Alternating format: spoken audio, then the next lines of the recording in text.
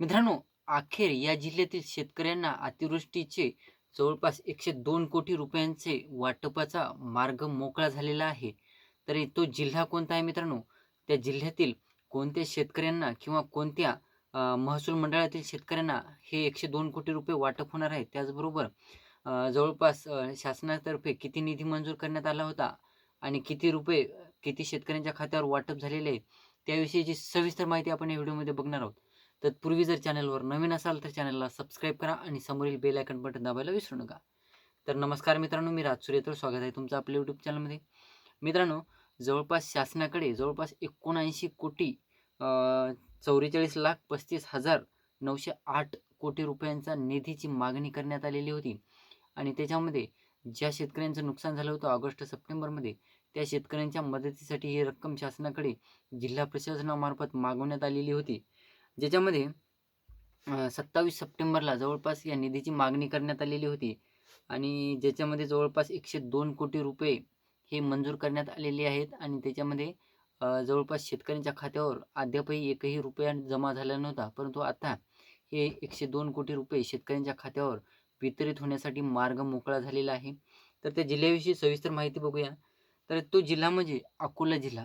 तर अकोला जिल्ह्यातील जवळपास अकोट, अकोला, बार्शी, टाकळी, मूर्तिजापूर, बाळापूर, पातूर या तालुक्यातील 227 गावातील जवळपास 56,984.53 हेक्टर क्षेत्र बाधित झालं होतं, म्हणजे नुकसान झालं होतं या क्षेत्राचं.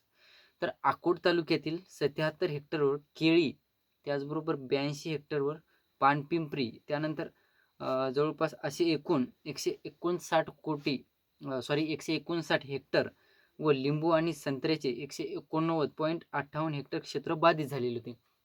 मग बाधित झाल्याच्या नंतर शेतकऱ्यांना काय या नुकसान भरपाईची चिंता लागून राहिली होती. शेतकऱ्यांना वाटत होतं, की आम्हाला नुकसान भरपाई भेटते की नाही. आता बऱ्याच जिल्ह्यातील शेतकऱ्यांना आतासुद्धा वाटत आहे, की या शेतकऱ्याला पैसे पडले, मग आम्हाला कधी पडतील किंवा या तालुक्यातील शेतकऱ्यांना पैसे पडले, आमचे पैसे कधी वितरित होईल, असे प्रश्न अनेक शेतकऱ्यांना पडलेले आहेत.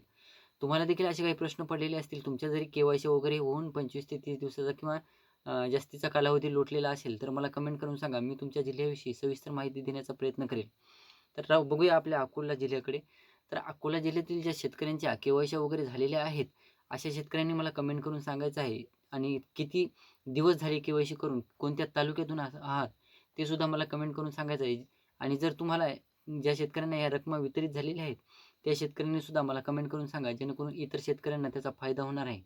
तर मित्रांनो, तर हे 102 कोटी रुपये वाटपाचे किंवा वितरित होण्याचे जे काम रखडले होते, आता ते काम जवळपास पूर्ण होण्याला आता जवळपास या गती मिळालेली आहे. ज्याच्यामध्ये जवळपास 102 कोटी रुपये हे वाटपाला आता सुरुवात होणार आहे आणि ते कधीपासून होणार आहे, ते व्हिडिओमध्ये आपण समोर बघणारच आहोत. तर त्यानंतर मित्रांनो, तुम्ही जर के-वाय-सी वगैरे केलेली नसेल तर किंवा तुमचं एकाही यादीमध्ये नाव नसेल आलं, तर ते सुद्धा मला कमेंट करून सांगायचं आहे, जेणेकरून तुम्हाला मी महत्त्वाची माहिती देण्याचा प्रयत्न करणार आहे.